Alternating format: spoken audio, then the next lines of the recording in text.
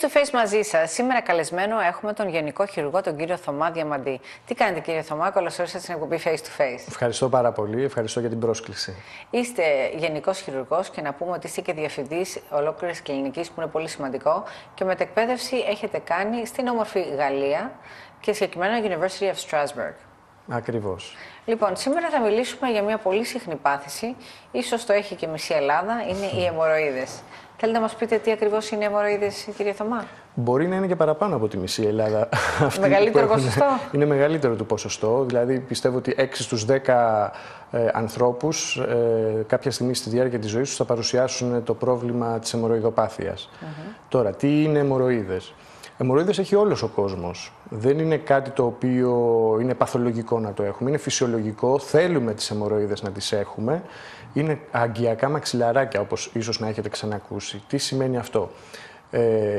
Υπάρχει ένας ιστός ο οποίος περνάει το αίμα, γεμίζουν με το αίμα στη διάρκεια της κένωσης, έτσι ώστε να φουσκώνει λίγο υποβλενογόνια η περιοχή, έτσι ώστε να προστατεύεται ο σφικτήρας του προκτού από κάποια σκληρά κόπρανα που μπορεί να περάσουν εκεί και να τραυματίσουν την περιοχή. Τώρα, η αιμορροειδοπάθεια, όταν διόγκωσε αυτά τα μαξιλαράκια, τα αιμορροειδικά μαξιλαράκια αρχίσουν και λιμνάζει περισσότερο από ό,τι θα έπρεπε το αίμα, τότε αρχίζει και δημιουργείται το πρόβλημα της αιμορροειδοπάθειας. Μάλιστα. Τώρα, τα συμπτώματα ποια είναι? Το πιο θορυβώδες σύμπτωμα που θα οδηγήσει απευθείας έναν άνθρωπο, έναν ασθενή στο γιατρό, είναι η αιμορραγία. Συνήθως όλοι όσοι έρχονται στο ιατρείο, γιατρέ, πήγα στην τουαλέτα, είτε είδα κόκκινο, είδα αίμα στο χαρτί, είτε έσταζε στη λεκάνη. Αυτό είναι το πρώτο σύμπτωμα που θα οδηγήσει τον ασθενή στο νοσοκομείο. Άλλα συμπτώματα που μπορεί να προκαλέσουν οι αιμορροίδες, η αιμορροειδοπάθεια, είναι ο πόνος. Υπάρχει περίπτωση να θρομβωθεί κάποια αιμορροίδα. Δηλαδή, όταν λέμε να θρομβωθεί, σημαίνει να πήξει το αίμα μέσα σε αυτό το αγκιακό μαξιλαράκι. Αυτό δημιουργεί έντονο πόνο, σε σημείο που να μην μπορούμε να κάτσουμε. Μπορεί επίσης να διαποιηθεί αυτή η θρομβωμένη αιμορροίδα, να δημιουργηθεί δηλαδή ένα απόστημα με πίον στην περιοχή. Άλλα πιο ήπια συμπτώματα είναι η φαγούρα, ο κνισμός, η παραγωγή βλένης στην περιοχή. Αυτά είναι συνήθως τα συμπτώματα που έχουν οι αιμορροίδες. Μάλιστα. Τώρα θα ρωτήσει κανείς τα αίτια. Είπαμε ότι το έχει ένα πολύ μεγάλο ποσοστό και των Ελλήνων και όχι μόνο των Ελλήνων, σε όλο τον κόσμο πλέον, και βλέπουμε ότι είναι μια πάθηση που όλο και περισσότερο αυξάνεται. Θα μπορούσαμε να πούμε οφείλεται στη διατροφή, οφείλεται στη δυσκολιότητα. Ποια είναι τα αίτια που προκαλούν? Εδώ θα μπορέσουμε να πούμε ότι ίσως είναι και ο δυτικός τρόπος ζωής. Τι θέλω να πω με αυτό? Η δυσκολιότητα είναι το πιο σοβαρό πρόβλημα που δημιουργεί τις αιμορροίδες. Πιο σοβαρό γιατί αυξάνει την πίεση στην κοιλιά και αυξάνοντας την πίεση μέσα στην εμπεριοτονική κοιλότητα δημιουργείται μια στάση του αίματος στις αιμορροίδες. Άρα λοιπόν ο δυτικός τρόπος ζωής, που δεν περιέχει τόσο φυτικές ίνες, δεν έχει τόσο άθληση, δεν έχει πολύ νερό, είναι ένας τρόπος που προκαλεί τις αιμορροίδες. Βέβαια υπάρχει και ένας γονιδιακός παράγοντας, μια κληρονομικότητα που μπορούν να παρουσιάσουμε αιμορροίδες. Άλλοι παράγοντες είναι η έλλειψη υγιεινής στην περιοχή, η εγκυμοσύνη στις γυναίκες μπορεί να μας προκαλέσει. Πιέζει το έμβριο, την κάτω κύλη φλέβα, και έχουμε δηλαδή τα μεγάλα αγγεία και έχουμε δυσκολία στην επιστροφή του αίματος στο φλεβικό δίκτυο. Όταν σηκώνουμε μεγάλα βάρη, προκαλείται πάλι η αιμορροειδοπάθεια. Η καθιστική ζωή, λόγω του ότι πιέζουμε την περιοχή, μπορεί να μας προκαλέσει πάλι. Και αυτό είναι όλο και περισσότερο τώρα, λόγω του κομπιούτερ, καθόμαστε όλοι στο Όλοι είμαστε σε ένα κομπιούτερ. Βέβαια, άλλοι παράγοντες που βοηθάει και η σύγχρονη τεχνολογία. Στο παρελθόν είχαμε τις εφημερίδες. Τώρα έχουμε τα λάπτοπ, τα τάμπλετ κτλ. Δεν πρέπει να καθόμαστε στην τουαλέτα παραπάνω χρόνο από ό,τι είναι για να κάνουμε την ανάγκη μας. Δεν πρέπει να καθόμαστε στο παρελθόν να διαβάζουμε τις εφημερίδες, ούτε να έχουμε ένα τάμπλετ και να καθόμαστε. Στην τουαλέτα πρέπει να πηγαίνουμε, να κάνουμε την ανάγκη μας, να πλενόμαστε με χλιαρό νερό και όχι με κρύο, και αυτό είναι ένας άλλος μύθος, τα παγάκια και το κρύο νερό, και να φεύγουμε. Όταν δεν έχουμε τη δυνατότητα να πλενόμαστε, τότε χρησιμοποιούμε τα πανάκια. Μάλιστα. Τώρα, υπάρχουν, είπατε, συμπτώματα, είναι το αίμα, βλένα στα κόπρανα, όλα αυτά τα συμπτώματα, έτσι δεν είναι? Όταν κάποιος όμως είναι διαγνωσμένος ότι έχει αιμορροίδες, κάνει κάποια συγκεκριμένη εξέταση? Αυτό που πρέπει να κάνει κάποιος για να διαγνωστεί είναι, πρώτα απ' όλα θα πάει στο γιατρό. Ο γιατρός θα πάρει ένα καλό ιστορικό, να δει ακριβώς ποιο είναι το πρόβλημα, τι συμβαίνει στην περιοχή, να του εξηγήσει ο άνθρωπος τι αισθάνεται, και δεύτερον είναι η κλινική εξέταση. Η κλινική εξέταση θα μας βοηθήσει να εντοπίσουμε ακριβώς το πρόβλημα. Εδώ είναι καλό να αναφέρουμε ότι επειδή τα συμπτώματα καμιά φορά ταιριάζουν και με κάποιους όγκους του παχαίου εντέρου, θα πρέπει να προσθέσουμε και στις εξετάσεις και μια κολονοσκόπηση. Υπάρχει περίπτωση δηλαδή να υπάρχει κάποιος όγκος ή κάποιος πολύποδας λίγο πιο πάνω στο παχαίο έντερο και να μας κάνει τις αιμορραγίες, τις βλένες και όλα αυτά. Θα πρέπει να αποκλείσουμε όλα τα ενδεχόμενα ότι υπάρχει τέτοια περίπτωση για να μπούμε μετά στο χειρουργείο για να κάνουμε τις αιμορροίδες. Μάλιστα. Τώρα, εάν δεν υπάρχει αίμα και απλώς βγάζουν ένα εξόγκωμα, ξέρω εγώ, στην συγκεκριμένη περιοχή, αυτό είναι επικίνδυνο? Αυτό είναι επικίνδυνο γιατί αυτό το εξόγκωμα, η πρόπτωση δηλαδή της αιμορροίδας, ερεθίζεται συνεχώς και μας προκαλεί σκλήρινση του βλενογόνου, και όλη αυτή η πρόπτωση δημιουργεί μια φλεγμονή, μια φαγούρα και μπορεί να προκαλέσει και κάποιο απόστημα στην περιοχή. Όλα αυτά θα πρέπει να τα προσέχουμε πάρα πολύ και να απευθυνόμαστε κατευθείαν στο γιατρό. Μάλιστα. Τώρα, κύριε Θωμά, θα μπορούσαμε να πούμε ότι υπάρχουν βαθμοί αιμορροειδοπάθειας? Δηλαδή, πρώτος βαθμός λίγο πιο ελαφριά, πιο βαριά και ακόμα πιο βαριά, αν τα αφήσουμε. Υπάρχουν τέσσερις βαθμοί. Μάλιστα. Λοιπόν, το τέταρτο είναι όταν έχουν βγει οι αιμορροίδες έξω και δεν ανατάσσονται. Δηλαδή και χειρότερο. Είναι το τελευταίο στάδιο, είναι το χειρότερο στάδιο. Είναι όταν έχουν βγει οι αιμορροίδες έξω από τον προκτικό δακτύλιο και δεν μπορούμε ούτε με το χέρι να τις ανατάξουμε. Το τρίτο στάδιο είναι αυτό που με το χέρι, όταν έχουν βγει μετά από την αφόδευση, πιέζοντάς τις μπορούμε να τις βάλουμε μέσα. Στο δεύτερο στάδιο είναι που μπαινοβγαίνουν μόνες τους. Και το πρώτο στάδιο είναι τα συμπτώματα είναι πιο ήπια. Έχουμε μια φαγούρα, μπορεί μια αιμορραγία, μια στο τόσο. Αυτά. Είναι πολύ πιο ήπια τα συμπτώματα στο πρώτο στάδιο. Είναι η αρχή του προβλήματος. Οπότε, αν κάποιος έχει πρώτο στάδιο και το αφήσει, αναγκαστικά θα φτάσει κάποια στιγμή στο τέταρτο στάδιο μετά από ένα χρονικό διάστημα, ή μπορεί να παραμείνει στο ίδιο? Πιθανότατα, αν υπάρχουν και οι προδιαθεσικοί παράγοντες, αν είναι δυσκύλιος και όλα αυτά, θα οδηγηθεί στα επόμενα στάδια. Αν όμως προσπαθήσει με κάποιους τρόπους να το βελτιώσει αυτό, μπορεί είτε να το καθυστερήσει είτε και να το γλιτώσει εντελώς, το να οδηγηθεί στα περαιτέρω στάδια. Μάλιστα. Τώρα η θεραπεία ποια είναι? Θα μπορούσαμε να πούμε ξεκινάει κάποιος με κάτι συντηρητικό? Ακούγονται στην αγορά ότι υπάρχουν και φυτικά, υπάρχουν και διάφορες λύσεις. Εφόσον αναφέραμε και τα 4 αυτά στάδια, συνήθως το πρώτο στάδιο και το δεύτερο δεν αντιμετωπίζουμε ούτε βάζουμε τη λέξη του χειρουργείου. Πάμε συντηρητικά.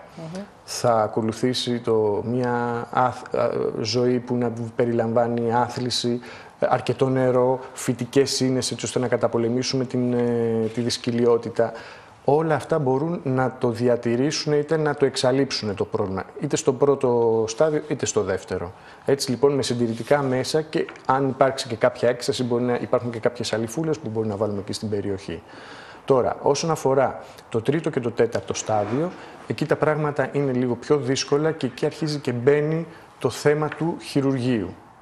Έτσι λοιπόν, όταν ένας ασθενής έχει διαγνωστεί ότι έχει πρόβλημα τρίτου ή τετάρτου βαθμού με τις αιμορροίδες, τον οδηγούμε στο χειρουργείο. Ωραία. Θέλετε να μας πείτε για τη χειρουργική αντιμετώπιση, όπως βλέπουμε και ένα βιντεάκι, να μας εξηγήσετε τι ακριβώς βλέπουμε? Λοιπόν, αυτό είναι μια καινούργια τεχνική όσον αφορά με τους υπερήχους. Η τεχνική αυτή βασίζεται στο ότι βρίσκουμε τις 6 βασικές αρτηρίες που τροφοδοτούν με αίμα αυτά τα αγκιακά μαξιλαράκια, τις αιμορροίδες. Μπαίνει ένα ειδικό βελονοκάτοχο με ένα ράμα και διακόπτει την παροχή αίματος στις αιμορροίδες, βρίσκοντας το αγκείο και δένοντάς το. Μην πηγαίνοντας αίμα τώρα στην περιοχή, οι αιμορροίδες αυτές, αυτά τα αγκιακά μαξιλαράκια, αρχίζουν και μικραίνουν, μαζεύουν, έτσι ώστε να έρθουν στο αρχικό του στάδιο. Η σύγχρονη άποψη όσον αφορά τη θεραπεία των αιμορροίδων δεν έχει να κάνει με την εκτομή. Δεν θέλουμε να τις βγάλουμε τις αιμορροίδες. Εμείς θέλουμε οι αιμορροίδες να υπάρχουν στην περιοχή για να προστατεύουν το σφικτήρα, που είναι ένα πάρα πολύ σημαντικό όργανο. Αν τραυματιστεί ο σφικτήρας, η αναπηρία που δημιουργείται είναι μεγάλη, με ακράτεια κτλ. Έτσι λοιπόν το σκεπτικό αυτό είναι: αφήνουμε τις αιμορροίδες στη θέση τους, απλά προσπαθούμε να τις επαναφέρουμε στα αρχικά στάδια που δεν πάσχουν. Αυτό το ρόλο ακριβώς κάνει ο υπέρηχος. Βρίσκει τις αρτηρίες, τις απολυνώνει, τις δένει και σταματάει η παροχή αίματος. Τώρα, στην περίπτωση που οι αιμορροίδες είναι 4ου ή 3ου βαθμού που βγαίνουν προς τα έξω, εκεί έχουμε τη δυνατότητα με μια συγκεκριμένη ραφή, όπως θα δούμε στη συνέχεια στο βίντεο, να κάνουμε μια ανάρτηση, ένα lifting των αιμορροίδων στη σωστή ανατομική τους θέση. Να τις μαζέψουμε και να τις βάλουμε έτσι ώστε να μην βγαίνουν έξω από το προκτικό δακτύλιο. Αυτό όλο το χειρουργείο γίνεται, εδώ βλέπουμε αυτό που ανέφερα προηγουμένως, αυτό το χειρουργείο γίνεται σε πολύ μικρό χρονικό διάστημα. Ο ασθενής φεύγει άμεσα μετά από μερικές ώρες από το νοσοκομείο. Τα ράματα αυτά είναι απορροφήσιμα, δεν μένουν για πάντα μέσα. Απλά ο οργανισμός μετά συνηθίζει πάλι και έχει επανέλθει στο φυσιολογικό με τις αιμορροίδες. Και δεν τραυματίζουμε. Καμιά φορά υπάρχουν και κάποιες τεχνικές με το λέιζερ που μπορεί να καίει εσωτερικά τις αιμορροίδες. Εδώ δεν τις τραυματίζουμε. Υπάρχουν οι αιμορροίδες για να κάνουν τη δουλειά για την οποία έχουν μείνει. Τώρα, το άλλο που θα ήθελα να αναφέρω είναι ότι σε 4ου βαθμού αιμορροίδες μπορούμε να κάνουμε κάποιο συνδυασμό τεχνικών. Δεν είναι ο στόχος μου, σώνει και καλά, να χρησιμοποιήσω αυτή την τεχνική. Σωστά. Το θέμα είναι να τελειώνει ο ασθενής με το πρόβλημα των αιμορροίδων. Άρα, μπορούμε να κάνουμε την τεχνική αυτή, να τις μαζέψουμε, να μπουν στη σωστή ανατομική τους θέση κτλ. Που είπαμε προηγουμένως, αλλά κάποιες αιμορροίδες να είναι τόσο πολύ μεγάλες ή να μην μπορούμε με την τεχνική αυτή να τις βάλουμε στη σωστή ανατομική θέση. Έτσι λοιπόν μπορούμε να χρησιμοποιήσουμε το λέιζερ και μία που έχει ένα πολύ μεγάλο πρόβλημα να την αφαιρέσουμε ή να την καυτηριάσουμε. Μάλιστα. Τώρα είναι επώδυνη η συγκεκριμένη επέμβαση? Η συγκεκριμένη επέμβαση δεν είναι καθόλου επώδυνη, και αυτό γιατί όλο το χειρουργείο γίνεται από ένα ανατομικό όριο που λέμε οδοντωτή γραμμή και πάνω, δηλαδή προς το έντερο. Σε αυτό το ανατομικό όριο και πάνω δεν υπάρχουν νευρικές απολύξεις, άρα δεν έχουμε αισθητικότητα. Έτσι λοιπόν το χειρουργείο γίνεται σε ένα σημείο που δεν έχουμε νεύρα, άρα δεν έχουμε και πόνο. Το μόνο που θα αισθανθούμε για 1 με 2 ίσως εβδομάδες, ανάλογα τον ασθενή και τον οργανισμό του κάθε ασθενούς, είναι ένα μπούκωμα στην περιοχή ή ένα τινεσμό λόγω των ραμάτων που έχουν μπει. Αυτό θα φύγει μετά την 1η με 2η εβδομάδα. Μάλιστα. Επειδή η τεχνική που χρησιμοποιείτε είναι πάρα πολύ σημαντική, θα ήθελα να ξαναδείξουμε το βίντεο, να μας εξηγήσετε πώς ακριβώς γίνεται και εάν είναι και μόνιμα τα αποτελέσματα. Να ζητήσουμε τους σκηνοθέτες μας να ξαναδείξουμε το βίντεο, να μας αναλύετε σιγά σιγά. Τα αποτελέσματα step by step. Αυτά είναι μόνιμα. Απλά έχει και ένα πλεονέκτημα η τεχνική αυτή, στο ότι θα ήθελα να αναφέρουμε ότι το ποσοστό υποτροπής σε αυτή την τεχνική είναι περίπου το ίδιο όπως έχουν όλες οι υπόλοιπες τεχνικές. Αλλά το πλεονέκτημα σε αυτή την τεχνική είναι ότι αν υποτροπιάσουμε, μπορούμε να επαναλάβουμε πάλι την ίδια τεχνική, γιατί δεν έχουμε κόψει τίποτα. Ενώ αν κάναμε μια τεχνική που είχαμε κόψει τις αιμορροίδες, θα ήταν πολύ πιο δύσκολο και προβληματικό το να ξανακόψουμε, με πιθανότητα να τραυματίσουμε το σφικτήρα. Εδώ βλέπουμε το Doppler, ο υπέρηχος εντοπίζει τις αρτηρίες και μόλις την εντοπίσει μπαίνει η ειδική βελονίτσα με το ράμα για να πιάσει την αρτηρία, να τη δέσουμε και να σταματήσει η παροχή του αίματος προς τις αιμορροίδες. Σωστά. Και έτσι δεν τροφοδοτείται. Δεν έχουμε πληγή, δεν χρειάζεται να κάνουμε αλλαγές, δεν έχουμε γάζες στην περιοχή, φεύγουμε κανονικά χωρίς να έχουμε μία πληγή. Εδώ θα ήθελα να αναφέρω και έτσι ένα αστείο περιστατικό που μου συνέβη την προηγούμενη εβδομάδα. Είχα χειρουργήσει έναν κύριο με αιμορροίδες και ήταν σε ένα δίκλινο δωμάτιο μαζί με κάποιον ηλικιωμένο. Συζητάνε τι χειρουργείο θα κάνει ο ένας και τι ο άλλος. Και μόλις του είπε ο δικός μου ότι θα κάνει αιμορροίδες, ο ηλικιωμένος κύριος άρχισε να γελάει. Λέει, είχα κάνει στο παρελθόν, πονούσα πολύ, με το που βγήκα από το χειρουργείο ήμουν αμπρούμητα, δεν μπορούσα να κάτσω κτλ. Βγαίνει ο δικός μου από το χειρουργείο, για να μην μακρηγορώ. Τον βλέπει, κάθεται, σηκώνεται, τρώει, κάνει βόλτες, δεν είχε παυσίπονα, δεν είχε τίποτα και γυρνάει, λέει, με κοίταζε περίεργα. Γυρνάει στο ίδιο νοσοκομείο. Στο ίδιο θάλαμο και οι δύο. Γυρνάει ο ηλικιωμένος κύριος και του λέει, να σε ρωτήσω κάτι. Λέει, παρακαλώ. Λέει, το γιατρό τον ξέρεις? Ναι. Λέει, γιατί μήπως δεν σου έκανε τίποτα, δεν σε χειρούργησε και δεν πονες. Όχι, λέει, με χειρούργησε, αυτό απλά είναι είναι ωραίο τεχνική. και ανέκδοτο. Διαφορετική τεχνική είναι πολύ σημαντικό αυτό που είπατε. Αυτό μπορεί να είναι κάτι και ανέκδοτο. Ότι σε κορόιδεψε ο γιατρός. Ναι, σε κορόιδεψε ο γιατρός, δεν σου έχει κάνει τίποτα. Κάνει χειρουργείο, σωστά. Ακριβώς. Θέλετε να μας πείτε λιγάκι εάν τα αποτελέσματα είναι μόνιμα ή όχι? Τα αποτελέσματα είναι μόνιμα. Δεν έχουμε πρόβλημα. Απλά το θέμα είναι ότι όπως όλες οι τεχνικές, όπως είπα προηγουμένως, μπορεί σε κάποια φάση να υποτροπιάσει και αυτό, να ξαναέχουμε. Τα ποσοστά βέβαια είναι πάρα πολύ μικρά. Απλά θέλω να ξαναεπισημάνουμε το γεγονός ότι με την τεχνική αυτή μπορούμε να κάνουμε πάλι το ίδιο χειρουργείο. Και ας το έχουμε κάνει στο παρελθόν χωρίς να φοβόμαστε και χωρίς να έχουμε καμία επιπλοκή. Πράγμα του οποίου, αν το κάνουμε με οποιαδήποτε άλλη τεχνική, θα έχουμε σοβαρή πιθανότητα να δημιουργήσουμε κάποιο πρόβλημα στο σφικτήρα.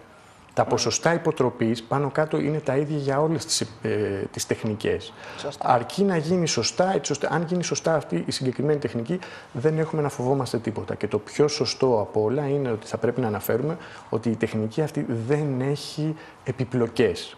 Δεν έχει επιπλοκές γιατί δεν έχουμε πληγές, δεν κόβουμε τίποτα, δεν δημιουργείται χώρος για να γίνουν αποστήματα και το ότι δεν έχουμε πληγές σημαίνει ότι δεν τραυματίζουμε το σφικτήρα, που είναι ένα πάρα πολύ σημαντικό όργανο, ο σφικτήρας του προκτού. Αν τον τραυματίσουμε, έχουμε μεγάλη αναπηρία. Είτε ακράτεια, είτε στένωση από κάποια ουλή που έχουμε κάνει, τα ποσοστά των επιπλοκών είναι πολύ υψηλά για χειρουργία με τομές. Βέβαια. Τώρα πλέον σιγά σιγά όλο και εξαλείπτονται τα ανοιχτά χειρουργία, γιατί μπαίνουν οι καινούριες τεχνικές. Οι καινούριες τεχνικές που βασίζονται όλες πάνω στο ελάχιστα επεμβατικό. Μα γι' αυτό είμαστε και εδώ στην εκπομπή Face to Face, να ενημερώνουμε τον κόσμο ότι υπάρχουν καινούριες τεχνικές. Μπορεί να έχουν ακούσει πριν κάτι χρόνια διάφορες ταλαιπωρίες, διάφορα πράγματα που έχουν αντιμετωπίσει, ή συμπτώματα, ή πόνο, άλλοι ασθενείς, και επηρεάζονται. Γιατί όταν είναι επηρεασμένοι, φοβούνται και οι ίδιοι να κάνουν κάποια πράγματα. Έτσι φοβούνται και δεν πάνε στο γιατρό τη στιγμή που πρέπει. Έχει τύχει να έρθει ο ασθενής, αν είχαμε πέμπτο στάδιο, θα έλεγα στο πέμπτο στάδιο, άκουγε ο γείτονας τι του έλεγε, η γειτόνισσα. Δεν ήθελε να πάει στο γιατρό, δεν ήθελε να δείξει το πρόβλημα στο γιατρό, γιατί είναι και ένα πρόβλημα ταμπού. Είναι πολλοί και οι άντρες και οι γυναίκες που δεν θέλουν να πάνε στο γιατρό, γιατί είναι η περιοχή που τους δημιουργεί το πρόβλημα. Και ακολουθούν τις οδηγίες του γείτονα, της γειτόνισσας κτλ. Και θα φτάσουν στο γιατρό στο τέλος, όταν δεν πάει άλλο, που η αιμορραγία έχει φτάσει στο απροχώρητο, έχει πέσει ο αιματοκρίτης.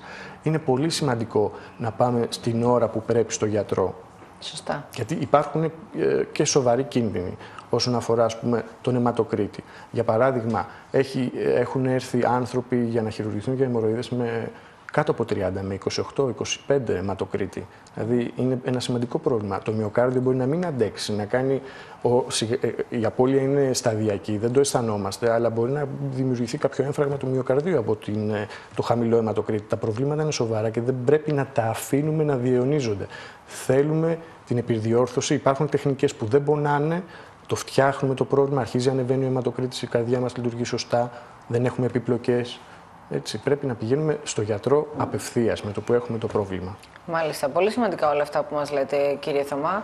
Πάνω απ' όλα υπάρχουν και κίνδυνοι, και αυτό είναι που πρέπει να πούμε. Εάν κάποιος δεν κάνει τίποτα για τις αιμορροίδες, τι κίνδυνους διατρέχει, και να πούμε λιγάκι λεπτομέρειες πάνω σε αυτό. Λοιπόν, τοπικά στην περιοχή οι κίνδυνοι είναι να δημιουργηθούν αποστήματα, να δημιουργηθούν φλεγμονές, να θρομβωθούν οι αιμορροίδες, να μην υπάρχει σωστή υγιεινή, γιατί βγαίνοντας έξω οι αιμορροίδες είναι δύσκολος ο καθαρισμός της περιοχής. Όλα αυτά είναι κάποια τοπικά προβλήματα, μέχρι ακόμα και να γίνει κάποια εξαλλαγή από το συνεχή ερεθισμό του βλενογόνου. Αιματώματα, υπάρχουν πάρα πολλά που μπορούν να γίνουν. Μετά, το πιο σημαντικό είναι αυτό που είπα, ότι με την απώλεια του αίματος δεν το καταλαβαίνει ο ασθενής ότι χάνει. Αν είχαμε 38-39 αιματοκρίτη, ας πούμε, και ξαφνικά μέσα στη διάρκεια μιας ημέρας πηγαίναμε στο 28-27, θα ήμασταν σε μια κατάσταση σοκ ο οργανισμός. Κάτι δεν πάει καλά. Αλλά επειδή η απώλεια του αίματος γίνεται πολύ αργά και σταδιακά, ο οργανισμός συνηθίζει. Όμως αυτό είναι, όπως είπα προηγουμένως, επικίνδυνο, γιατί το μυοκάρδιο δεν αντέχει στη χαμηλή παροχή του αίματος. Δουλεύει περισσότερο και μπορεί να προκληθεί κάποιο έμφραγμα του μυοκαρδίου που θέτει σε μεγάλο κίνδυνο τη ζωή του ασθενούς πλέον. Για ένα πρόβλημα το οποίο φτιάχνεται τόσο ανώδυνα πλέον. Σωστά.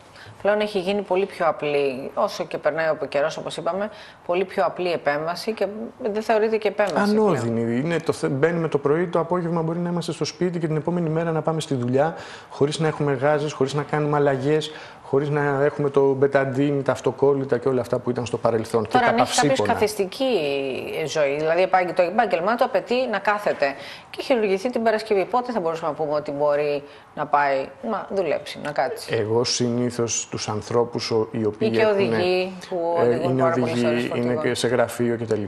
Συνήθως τους βάζω τράπεζα, όλοι αυτοί την Τετάρτη. Ας πούμε, την Τετάρτη είναι μια καλή μέρα, θα φύγει, θα κάτσει και το Σαββατοκύριακο έτσι ώστε να είναι πλήρως έτοιμος, έτσι ώστε τη Δευτέρα να πάει στη δουλειά του. Δεν θέλουν πολλές μέρες. 3-4 μέρες αρκούν.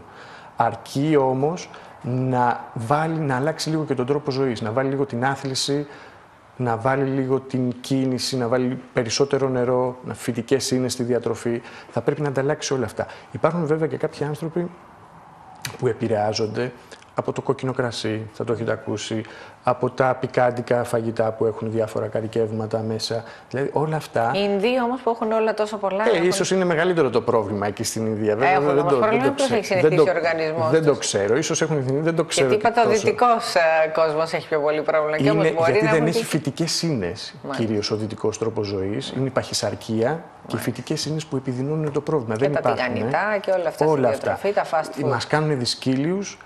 Μας κάνουν παχύσαρκους, είμαστε σε μια καρέκλα καθισμένη, δεν έχουμε κίνηση και αυτός είναι ο δυτικός τρόπος. Τώρα, οι Ινδοί δεν ξέρω ποιος είναι ο τρόπος ζωής, αλλά από ό,τι θυμάμαι για κάτι που είχα διαβάσει, έχουν φυτικές ίνες στο διαιτολόγιο τους, επομένως εκεί ίσως είναι λίγο καλύτερα τα πράγματα από αυτό το θέμα. Έχουν αρκετές φυτικές ίνες. Τώρα, όσον αφορά το κόκκινο κρασί που λέγαμε προηγουμένως και τα καρικεύματα και τα πικάντικα, κάποιοι άνθρωποι επηρεάζονται πάρα πολύ από αυτό.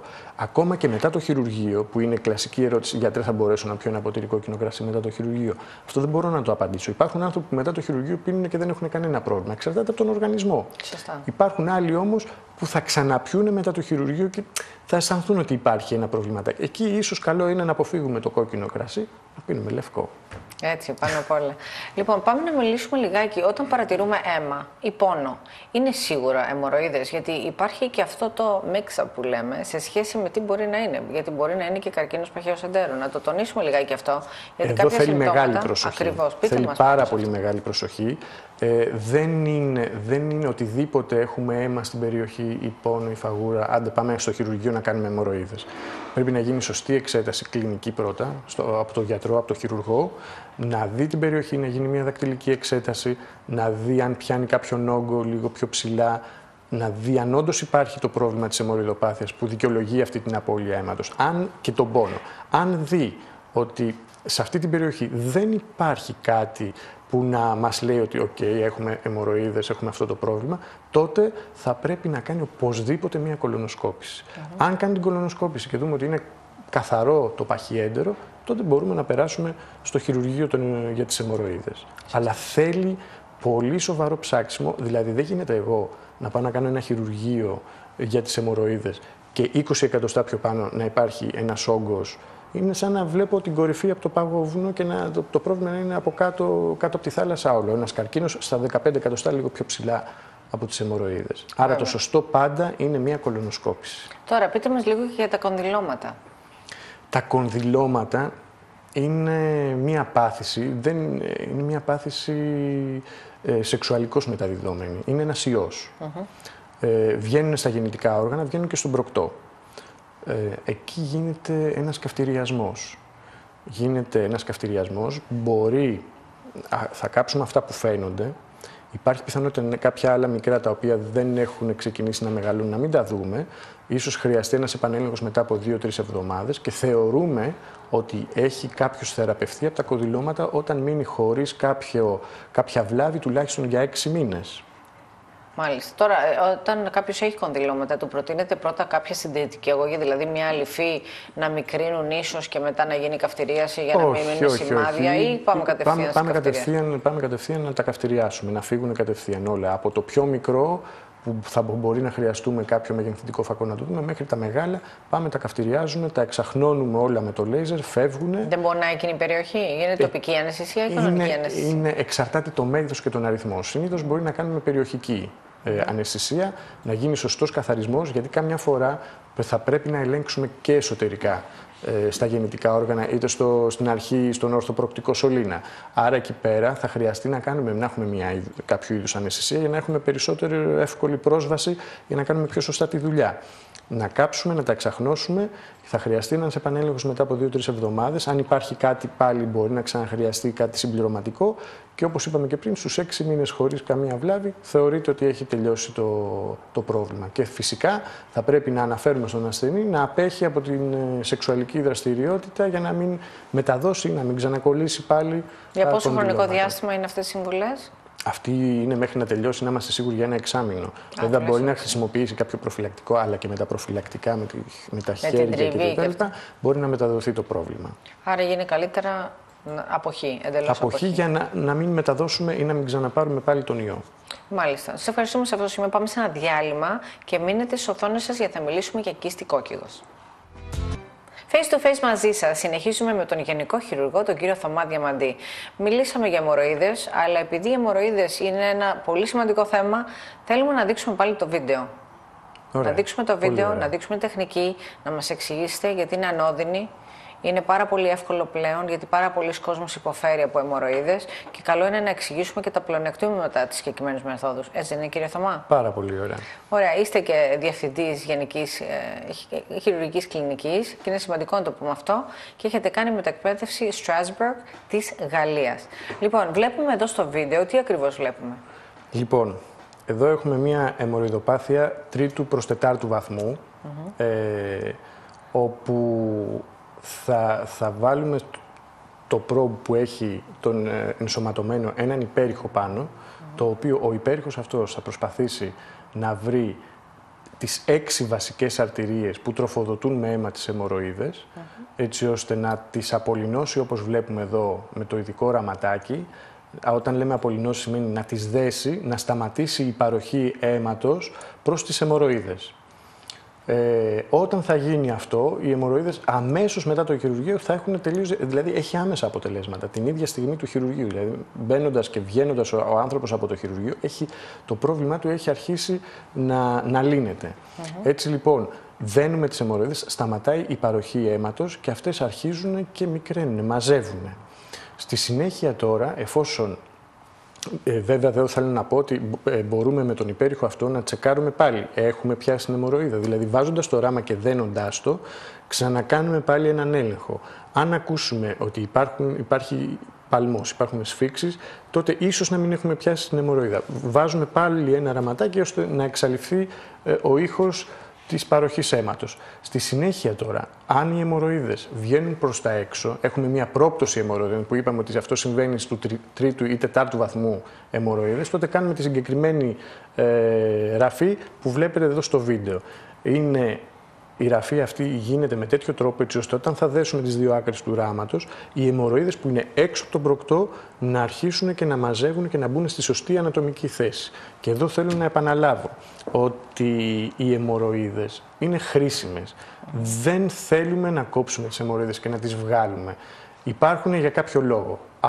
Αυτή η τεχνική μας βοηθάει στο να γίνουν φυσιολογικές οι αιμορροίδες όπως ήταν πριν να έχουμε την αιμορροειδοπάθεια, για να προστατεύουν το σφικτήρα από τους τραυματισμούς. Αν πάμε, κόψουμε τις αιμορροίδες και τις αφαιρέσουμε, τότε η περιοχή είναι εκτεθειμένη και τα κόπρονα όταν κατεβαίνουν και είναι αφυδατωμένα μπορεί να τραυματίσουν και να κόψουν κάποιες μυϊκές σύνες ή να δημιουργήσουν κάποιες ραγάδες στην περιοχή που η ραγάδα μπορεί να πονάει πάρα πολύ και να μας ξαναοδηγήσει πάλι στο χειρουργείο. Άρα το σύγχρονο σκεπτικό είναι ότι δεν θέλουμε να κόψουμε τις αιμορροίδες, τις θέλουμε στη θέση τους, αλλά τις θέλουμε φυσιολογικές. Και για να βοηθήσει και ο ασθενής με τη μεριά του το χειρουργείο αυτό για να γίνει τέλειο και να μην έχουμε κάποιο πρόβλημα, θα πρέπει λίγο να αλλάξει και τον τρόπο ζωής, να γίνει λίγο, να βάλει τις φυτικές ίνες στη δίαιτά του, να μην είναι δυσκύλιος, έτσι, και να πάρει και λίγο άθληση, λίγο νερό παραπάνω. Νερό πάνω απ' όλα. Το νερό βοηθάει πάρα πολύ σε όλα. Και δόξα τω Θεώ, εδώ στην Ελλάδα έχουμε και πάρα πολύ καλό νερό. Και έχουμε και πολύ καλές φυτικές ίνες, έτσι φυσικά, δεν είναι? Φυσικά. Και πάνω απ' όλα να λέμε να προωθούμε και τα ελληνικά προϊόντα. Ακριβώς. Οπότε όλοι να αγοράζετε ελληνικά προϊόντα και να στηρίζετε και τους αγρότες μας και όλα αυτά που χρειάζονται. Έτσι. Λοιπόν, εδώ θα ήθελα να προσθέσω κάτι ακόμη. Μας. Μετά το χειρουργείο, είπαμε ότι μπορεί να φύγει μετά από κάποιες ώρες, να πάει σπίτι κτλ. Τα φάρμακα που θα χρειαστεί να πάρει ο ασθενής για το σπίτι του είναι μία απλή αντιβίωση για 4 ημέρες, ένα αντιφλεγμονώδες για να αποσυμφορηθεί η περιοχή και ίσως κάποιο υπακτικό, έτσι ώστε να μην έχουμε δυσκολιότητα μετά το χειρουργείο. Αυτά είναι τα φάρμακα που θα χρειαστεί ο ασθενής για να πάει σπίτι. Μάλιστα. Τώρα, αν κάποιος έχει χειρουργηθεί παλαιότερα και καλώς κακώς είχε κάνει μια ανοιχτή επέμβαση, οδυνηρή επέμβαση και τώρα έχει πάλι τα ίδια συμπτώματα. Σαν δεύτερη φάση, ποια είναι η επιλογή που θα διαλέγατε, κυρία Θωμά? Είναι δύσκολο να ξανακάνει πάλι ένα χειρουργείο βγάζοντας αιμορροίδες, γιατί εκεί οι πιθανότητες κάποιας επιπλοκής είναι πολύ πιο αυξημένες. Μπορεί, όπως είπαμε προηγουμένως, να τραυματίσουμε το σφικτήρα, έτσι ώστε να μας κάνει ακράτεια. Μπορεί να δημιουργηθεί μια ουλή και να κάνει μια στένωση, να μην μπορούμε να ενεργηθούμε και να θέλουμε διαστολές στην περιοχή για να πηγαίνουμε στην τουαλέτα. Έτσι, αυτό είναι λίγο πιο επικίνδυνο. Η τεχνική αυτή δεν έχει τέτοιες επιπλοκές, γίνεται πιο ψηλά από το σφικτήρα, δεν τον ακουμπάμε, δεν τον αγγίζουμε. Θα μπορέσει μετά από ένα αποτυχημένο πρώτο ανοιχτό χειρουργείο να κάνει την τεχνική με τους υπερήχους.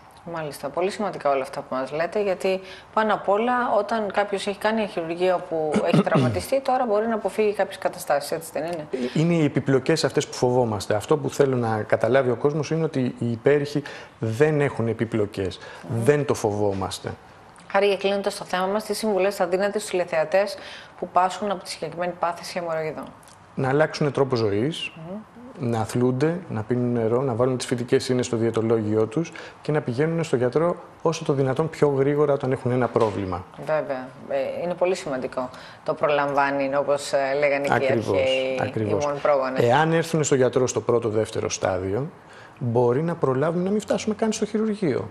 Και να μην χρειαστεί να συζητάμε για τα χειρουργεία. Πρώτο-δεύτερο στάδιο ακολουθούμε τη συντηρητική διαδικασία και ίσως τις εξαλείψουμε και τις επαναφέρουμε πάλι στα φυσιολογικά.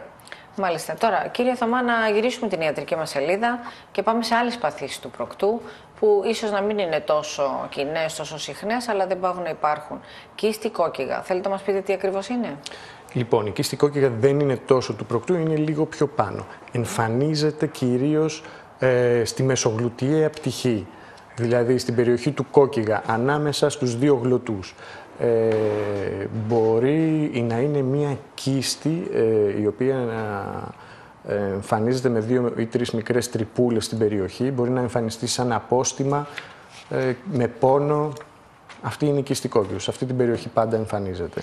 Μάλιστα. Και συγκεκριμένα η περιοχή που είπατε είναι λίγο πιο πάνω από το προκτό. Είναι στη μεσογλουτιαία πτυχή, πάνω από την περιοχή του κόκκιγα. Και πώς ξέρει κάποιος ότι είναι, τι περιλαμβάνει η κίστη κόκκιγα? Πώς θα το καταλάβει, εννοείται? Λοιπόν, μπορεί να παρουσιαστεί σαν ένα απόστημα. Δεν θα μπορεί να κάτσει, θα κάνει πυρετό, θα πονάει πάρα πολύ. Αυτό θα τον κάνει να πάει αμέσως στο γιατρό. Δεν είναι κάτι το οποίο είναι κραυγαλαίο, είναι έντονο. Η θεραπεία γι' αυτό το πράγμα, όταν είναι απόστημα, είναι όπως όλα τα αποστήματα, μία παροχέτευση έτσι ώστε να φύγει το πίον και να πέσει και ο πυρετός. Ένα άλλο πράγμα, όταν δεν είναι το απόστημα και έχουμε απλά τα συρίγγια, μπορεί να αισθάνεται, να βλέπει κάποιες μικρές τρυπούλες εκεί στην περιοχή. Μπορεί να είναι 1, 2, 3 ή να έχει μια άλλη πιο μεγάλη, η οποία να βγάζει και υγρό, να λερώνεται το εσώρουχο. Πάνω κάτω, αυτά είναι τα συμπτώματα που μπορεί να προκαλέσει μια κίστη κόκκιγος. Και τι δημιουργεί αυτό το πρόβλημα? Πώς δημιουργείται το πρόβλημα της κίστεως? Έχουν ενοχοποιηθεί κυρίως οι τρίχες. Αλλιώς η κίστη κόκκιγος λέγεται... Άρα θα μπορούσαμε να πούμε περισσότερο το έχουν οι άντρες? Ναι, είναι σε μεγαλύτερο ποσοστό στους άντρες. Και κυρίως στους νέους άντρες, στους άντρες που είναι δασίτριχοι και στους άντρες που έχουν και κάποια κιλά παραπάνω. Αυτοί είναι οι προδιαθεσικοί παράγοντες. Αλλιώς η κίστη κόκκιγος λέγεται και τριχοφολιακό συρίγιο, δηλαδή φωλιά από τρίχες. Έτσι λοιπόν, όταν κάνουμε κάποιο χειρουργείο και βγάζουμε την κίστη κόκκιγος, αν την ανοίξουμε, μπορεί να βγάλουμε κάποιες τρίχες μέσα από την κιστούλα. Βέβαια, υπάρχει και η πιθανότητα να είναι κάποιο εμβρυϊκό υπόλοιμο, κάποια κιστούλα που έχει μείνει στην περιοχή από την εμβρυϊκή ηλικία και με την πάροδο του χρόνου να ενεργοποιηθεί κάπου προς την εφηβεία είτε και μετά από αυτή. Αλλά οι προδιαθεσικοί παράγοντες είναι η τριχοφυΐα, η παχυσαρκία, το ότι καθόμαστε σε σκληρές επιφάνειες ή τραυματίζεται η περιοχή. Αυτά είναι που προδιαθέτουν για την κίστη κόκκιγος. Αν, μια τελευταία παρένθεση, αν και έχει τύχει να βγάλω και από γυναίκα μια τρίχα, θα μπορούσα να πω από τα μαλλιά της, αρκετά μεγάλη μέσα από την κίστη του κόκκιγα. Μάλιστα, άρα και σε εκείνη την περιοχή μπορεί να δημιουργηθεί. Στην περιοχή του κόκκιγα δημιουργείται, απλά ίσως έπεσε και μπήκε μέσα. Και αυτό, η θεωρία αυτή είναι... Αυτό είναι λίγο παράξενο. Δεν είναι παράξενο, γιατί ίσως είναι η θεωρία του πώς δημιουργείται. Ίσως δημιουργείται με την τριβή ανάμεσα στους γλουτούς και με τον τρόπο αυτό αρχίζει και εισχωρεί η τρίχα σιγά σιγά μέσα. Άρα μπορεί να της έπεσαν τα μαλλιά και με το οργισμό ή κάτι έγινε η συγκεκριμένη τριβή και έτσι δημιουργήθηκε. Η τριβή και μπαίνει μέσα. Αυτό είναι μια άλλη θεωρία για το πώς δημιουργείται η κίστη κόκκιγος.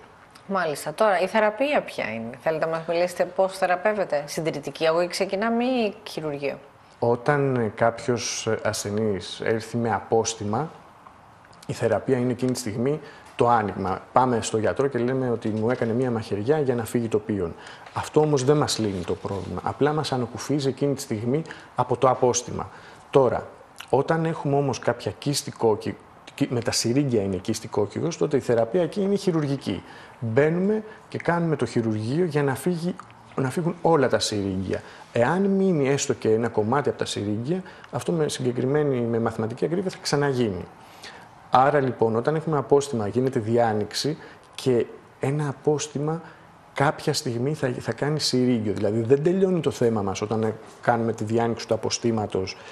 Απλά ανακουφιζόμαστε από τον πόνο και τον πυρετό εκείνη τη στιγμή. Πιθανότατα σε δεύτερο χρόνο να γίνει συρίγγιο και το συρίγγιο τότε θα χρειαστεί χειρουργείο. Στο χειρουργείο θα πρέπει να γίνει χαρτογράφηση, να δούμε πού πηγαίνουν τα συρίγγια, μέχρι ποιο σημείο, έτσι ώστε να αφαιρεθούν και να φύγουν όλα αυτά τα συρίγγια. Μάλιστα. Τώρα, με διαχειριτικές επιπλοκές υπάρχουν. Βλέπουμε εδώ τη θεραπεία, δηλαδή την εγχείρηση, όλο το χειρουργείο. Είναι ένα απλό χειρουργείο, θα μπορούσαμε να πούμε? Είναι ένα απλό χειρουργείο, μόνο που η θεραπεία, η αποκατάσταση είναι λίγο πιο... έχει μεγαλύτερη ταλαιπωρία, θα μπορούσαμε να πούμε, για τον ασθενή. Γιατί, τι ακριβώς γίνεται εκεί? Γιατί υπάρχουν πολλές τεχνικές για την επέμβαση, για τη χειρουργική επέμβαση. Η μία τεχνική είναι είτε το κάνουμε με μαχαίρι, είτε με λέιζερ, είτε με ραδιοσυχνότητες που είναι σύγχρονες μορφές ενέργειας. Αφήνουμε το τραύμα, μπορούμε να αφήσουμε το τραύμα ανοιχτό και να γίνει η επούλωση από μέσα προς τα έξω, βάζοντας μέσα κάποια επιθέματα. Όταν είναι το τραύμα ανοιχτό, δεν φοβόμαστε να επιμολυνθεί, γιατί όλα τα υγρά φεύγουν προς τα έξω και τα μικρόβια για να αναπτυχθούν χρειάζονται συνθήκες χωρίς αέρα. Άρα, όταν είναι ανοιχτό ένα τραύμα, δεν τον φοβόμαστε για να αναπτυχθεί. Το μόνο που χρειάζεται εδώ πέρα είναι να βλέπει ο ασθενής το γιατρό του τουλάχιστον μία φορά την εβδομάδα για να είμαστε σίγουροι ότι το τραύμα κλείνει σωστά. Άλλη τεχνική, πέρα από αυτή με τις ραδιοσυχνότητες είτε με το λέιζερ, είτε την ανοιχτή τεχνική, είτε την ημίκλειστη να χρησιμοποιήσουμε ράματα, είτε την ολοκληρωτικά κλειστή, που έχει ίσως λίγο περισσότερες πιθανότητες υποτροπής. Άλλη τεχνική είναι η ενδοσκοπική τεχνική. Με το φιστουλοσκόπιο είναι μια ενδοσκοπική τεχνική, που εκεί θέλει πάλι να γίνει μια σωστή επιλογή των ασθενών. Δεν γίνεται σε όλους τους ασθενείς. Πάντα σε ό,τι κάνουμε θέλουμε να φέρουμε οτιδήποτε ελάχιστα επεμβατικό, αλλά πρέπει να επιλέγουμε τους σωστούς ασθενείς. Όχι για μας, αλλά για το καλό του ασθενούς, δηλαδή για να λύσουμε το πρόβλημά του. Δεν είναι σκοπός μας να κάνουμε την τεχνική, αλλά σκοπός μας είναι να θεραπεύσουμε τον άρρωστο. Έτσι λοιπόν, αν έρθει κάποιος ο οποίος έχει πολλαπλά συρίγγια μεγάλα, θα είναι λίγο δύσκολο να το κάνουμε ενδοσκοπικά. Αν τα συρίγγια του είναι πιο περιορισμένα, τότε δημιουργείται μια μικρή τρυπίτσα ή μέσω από το στόμιο του συριγγίου μπορούμε να εισάγουμε το συριγγοσκόπιο με μια ειδική λαβίδα, να αφαιρέσουμε τις τρίχες που ίσως να υπάρχουν μέσα στην κιστούλα και με ένα ειδικό λέιζερ να κάψουμε όλο τον ιστό που περιβάλλει, τον κοκκιώδη ιστό που έχει το συρίγγιο, έτσι ώστε να εξαλειφθεί. Αν μείνει ο κοκκιώδης ιστός, μάλλον θα ξαναγίνει. Έτσι, λοιπόν, βάζουμε το λέιζερ, καθαρίζουμε εσωτερικά και έχουμε μόνο μια μικρή τρυπίτσα από εκεί που μπήκε το συριγγοσκόπιο, στην οποία δεν χρειάζεται αλλαγές, δεν χρειάζεται πολλά πράγματα, είναι ανώδυνη, είναι ανέμακτη. Βάζουμε ένα μικρό αυτοκόλλητο από πάνω και φεύγουμε και πάμε στη δουλειά μας κανονικά. Ωραία, άρα για να τονίσουμε λιγάκι ποια είναι η διαφορά εκεί στη κόκκιγα με τα περιεδρικά συρίγγια. Είναι συρίγγια και τα δύο. Απλά αλλάζει λίγο η περιοχή. Τα περιεδρικά συρίγγια είναι τα συρίγγια τα οποία εμφανίζονται στον προκτό, στο σφικτήρα κοντά. Η κίστη του κόκκιγα ή τα συρίγγια στην περιοχή του κόκκιγα είναι ανάμεσα στη μεσογλουτιαία πτυχή στην περιοχή του κόκκιγα. Ανάμεσα σε αυτά τα δύο τα συρίγγια, το πιο πολύπλοκο και το πιο δύσκολο και αυτό που θέλει μεγαλύτερη προσοχή είναι το συρίγγιο το περιεδρικό, που είναι κοντά στον προκτό. Και αυτό γιατί? Γιατί δεν μπορούμε να πάμε να κόψουμε το δέρμα, να βγάλουμε το συρίγγιο και όταν είναι διασφικτηριακό, δηλαδή περνάει από το δέρμα, διαπερνά το σφικτήρα και πηγαίνει προς το έντερο. Γιατί το σφικτήρα δεν μπορούμε να τον κόψουμε. Θα δημιουργήσουμε σοβαρό πρόβλημα, σοβαρή αναπηρία. Βέβαια. Εκεί θέλει πολύ μεγάλη προσοχή. Ενώ στην περιοχή του κόκκιγα βγάζουμε, δεν φοβόμαστε να προκαλέσουμε καμία αναπηρία, είναι πιο απλά τα πράγματα. Αλλά επειδή η ανατομία της περιοχής του προκτού είναι πιο πολύπλοκη και δημιουργούνται σοβαρές επιπλοκές, θέλει μεγαλύτερη προσοχή εκεί, όταν χρειαστεί να επέμβουμε. Άρα η αντιμετώπιση ποια είναι? Η αντιμετώπιση στα περιεδρικά συρίγγια είναι ότι εντοπίζουμε πάντα, βλέπουμε μια μικρή τρυπούλα εξωτερικά. Αυτό είναι το έξω στόμιο.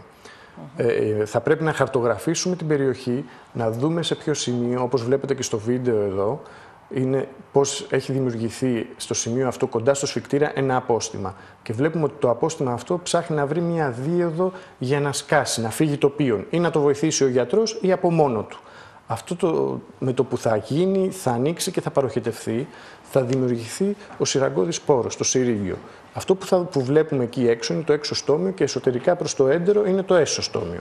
Στο χειρουργείο θα πρέπει να γίνει χαρτογράφηση, να δούμε πού ακριβώς οδηγεί. Βλέπουμε πάντα το έξω στόμιο, θα πρέπει να βρούμε και το έσω στόμιο σε ποιο σημείο είναι, έτσι ώστε να προσπαθήσουμε να αφαιρέσουμε όλη αυτή την περιοχή. Μέχρι πρότινος βγάζαμε το συραγγώδη ιστό μέχρι να φτάσουμε κοντά στο σφικτήρα και από εκεί και πέρα βάζαμε ένα λαστιχάκι με το οποίο σφίγγαμε σιγά σιγά και καθάριζε την υπόλοιπη περιοχή. Το λαστιχάκι αυτό με το σφίξιμο έπεφτε διαμέσου του σφικτήρα, χωρίς όμως να τον κόβει, και αυτή ήταν η θεραπεία. Τώρα πλέον με το συγκεκριμένο συριγγοσκόπιο που αναφέραμε προηγουμένως, μπαίνουμε εσωτερικά από το έξω στόμιο και με όλο το συρίγγιο μέχρι την εσωτερική πλευρά, μέχρι το έσω στόμιο. Αφού το κάψουμε και το καθαρίσουμε όλο αυτό, θα πρέπει μόνο την έσω πλευρά να την ράψουμε, να μην υπάρχει κάποια τρύπα, γιατί πάλι θα ξαναδημιουργηθεί συρίγγιο. Άρα δένουμε την εσωτερική πλευρά, την εξωτερική την αφήνουμε ανοιχτή και έτσι λύνεται το πρόβλημα. Τώρα κάποιος θα ρωτήσει τι μπορεί να κάνει για να αποφύγει, να μην δημιουργηθεί ένα περιεδρικό συρίγγιο. Δεν μπορούμε να κάνουμε πολλά πράγματα. Αν είναι να γίνει, θα γίνει από μόνο του. Στην περιοχή αυτή υπάρχουν κάποιοι αδένες που έχει όλος ο κόσμος, φυσιολογικά τους έχει όλος ο κόσμος, λιπαίνουν την περιοχή και κρίνουν κάποιο σμίγμα. Αν τώρα για κάποιο λόγο αυτός ο αδένας που έχει έναν πολύ μικρό πόρο, περάσει μέσα από τον πόρο αυτό κάποιο μικρόβιο και από πίσω κλείσει ο πόρος, τότε δημιουργούνται συνθήκες χωρίς αέρα που λέγαμε προηγουμένως. Αυτές οι συνθήκες χωρίς αέρα δίνουν τη δυνατότητα στο μικρόβιο αυτό να αρχίσει να πολλαπλασιάζεται και να δημιουργήσει ένα απόστημα.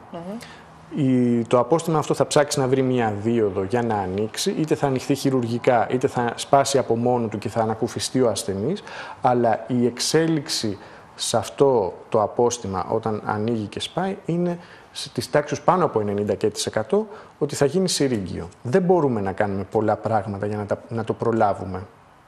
Άρα και δεν μπορεί ούτε και το απόστημα μπορεί να κάνει κανείς κάτι για να αποφύγει να δημιουργηθεί. Θα προσπαθήσει ο χειρουργός όταν θα παροχετεύσει το απόστημα, θα προσπαθήσει να το ανοίξει, να έχει μεγάλη ευρία άνοιγμα και να έχει συνεχή παρακολούθηση και να κάνει σωστές αλλαγές, έτσι ώστε να κλείσει από μέσα προς τα έξω για να δώσει κάποιες πιθανότητες να μην γίνει το συρίγγιο, χωρίς όμως αυτό να είναι σίγουρο. ότι θα τα καταφέρει. Μάλιστα. Τώρα, τι συμβουλές θα δίνετε στους τηλεθεατές που πάσχουν από εκεί στη Κόκκιγος είτε από περιεδρικά συρίγγια? Εδώ οι συμβουλές είναι όπως πάντα, πάμε γρήγορα στο γιατρό. Όσο τα αφήνουμε, αυτά τα συρίγγια έχουν τη τάση να αυξάνονται, να πολλαπλασιάζονται και να μεγαλώνουν. Όσο μεγαλώνουν και πολλαπλασιάζονται, τόσο γίνεται μεγαλύτερη η εκτομή και πιο δύσκολη η θεραπεία. Άρα, όταν έχουμε μία κίστη κόκκιγος ή κάποιο περιεδρικό συρίγγιο, καλό είναι να πάμε άμεσα στο γιατρό, έτσι ώστε η επέμβαση που θα μας κάνει ο γιατρός να είναι μικρή, γιατί δεν θα έχουν μεγαλώσει πολύ τα συρίγγια. Μάλιστα.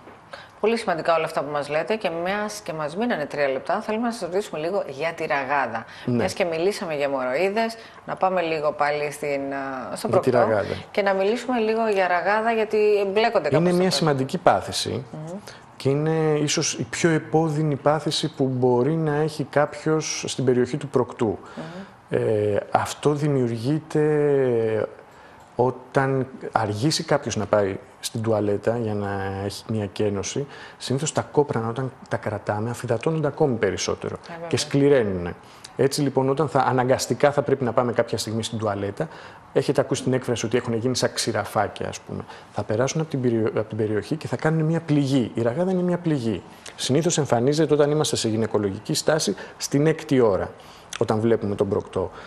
Αυτή η πληγούλα τώρα είναι πολύ επώδυνη, γιατί βγαίνουν και τα υγρά μαζί με τα κόπρανα και τσούζει η περιοχή και πονάει πάρα πολύ. Ο σφικτήρας κάνει ένα σπασμό και όταν κάνει ένα σπασμό ο σφικτήρας δεν γίνεται σωστή αιμάτωση, δεν πηγαίνει το αίμα εκεί για να βοηθήσει να κλείσει η πληγή αυτή. Έτσι λοιπόν είναι ένας φαύλος κύκλος. Σκεφτόμαστε ότι αν πάμε στην τουαλέτα θα πονέσουμε. Δεν πάμε στην τουαλέτα. Όσο δεν πάμε στην τουαλέτα, τα κόπρανα αφυδατώνονται ακόμη περισσότερο και όταν αναγκαστικά θα πάμε, θα ξανατραυματιστεί πάλι η περιοχή. Άρα η αντιμετώπιση υπάρχει? Η αντιμετώπιση, πέρα από τα συντηρητικά μέσα που θα πούμε στον ασθενή για τις φυτικές σύνες, για κάποιες αλιφούλες που ίσως να βάλουμε εκεί πέρα, που στην οξία φάση δεν βοηθούν ιδιαίτερα, θα το προσπαθήσουμε για 1 με 2 εβδομάδες. Αν δεν βοηθηθεί, μετά οδηγούμαστε σε χειρουργείο.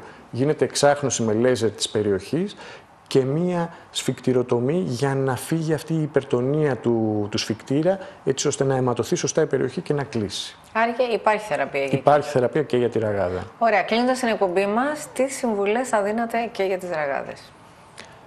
Οι φυτικές σύνες, η σωστή διατροφή και η άσκηση θα μας βοηθήσουν να μην φτάσουμε σε αυτό το σημείο. Και όταν θα έρθει η ώρα να πάμε στην τουαλέτα, να πάμε στην τουαλέτα, γιατί ακόμα και αυτό δημιουργεί σοβαρά προβλήματα. Και ραγάδες και κολπώματα που είναι ένα άλλο θέμα. Άρα όταν είναι να πάμε στην τουαλέτα, να πηγαίνουμε κατευθείαν.